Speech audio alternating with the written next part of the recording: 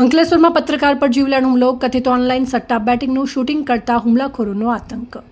અંકલેશ્વરમાં કથિત online સટ્ટા બેટિંગની પ્રવૃત્તિનો video બનાવી પોતાની પત્રકારત્વની ફરજ બજાવી રહેલા એક પત્રકાર પર કેટલાક શખ્સોએ ધાડસપૂર્વક હુમલો કર્યો હોવાની ઘટના સામે આવી છે।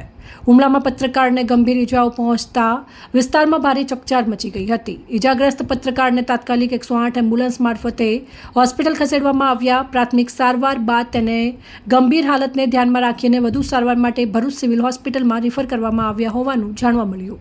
આ ઘટનાની જાણ થતાં પોલીસ તાત્કાલિક સ્થળ ઉપર પહોંચી અને સમગ્ર મામલે ગુનો નોંધાવી તેમજ હુમલાખોરોને ઝડપી પાડવાની કાર્યવાહી શરૂ કરી છે। હુમલામાં સંડોવાયેલા તમામ શખ્સોની ઓળખ કરી તેમની સામે કડક કાયદેસરની કાર્યવાહી કરવામાં આવશે એવી માહિતી પોલીસ સૂત્રોમાંથી મળી રહી છે।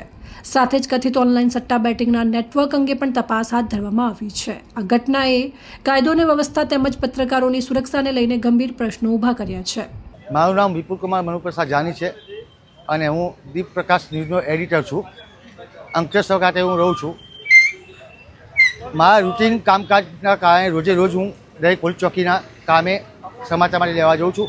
સવારે મારા રૂટીન કામ પ્રમાણે હું અંકલેશ્વર જીઆઈસી પોલીસ ચોકીનું રૂટીન કામ પતાવીને હું અંકલેશ્વર પતિન ચોકડી વિસ્તારમાં આવતો હતો। એ દરમિયાન મને માહિતી મળી હતી કે અંકલેશ્વર પતિન ચોકડી વિસ્તારમાં આવેલ શૌચાલયની પાછળ ગેરકાયદેસર જુગારનો અડ્ડો ચાલે છે અને એ પણ શૌચાલયમાંથી વીજ કનેક્શન લઈને એ ડિજિટલ જુગાર ચલાવે છે।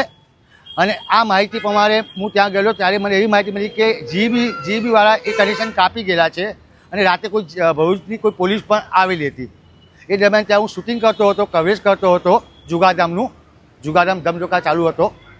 એ દરમિયાન અંદર એક બેઠેલ માથાભારે ઈસમ દ્વારા સીધો આવીને મારી પર હુમલો કરવામાં આવ્યો। 5 થી 7 મને લાફા મારવામાં આવ્યા અને મારા સટના બધા પતંગ તોડી નાખવામાં આવ્યા અને મને જીવનો ખતરો છે કે આ લોકો મારું લગભગ મર્ડર કરી નાખશે મારું।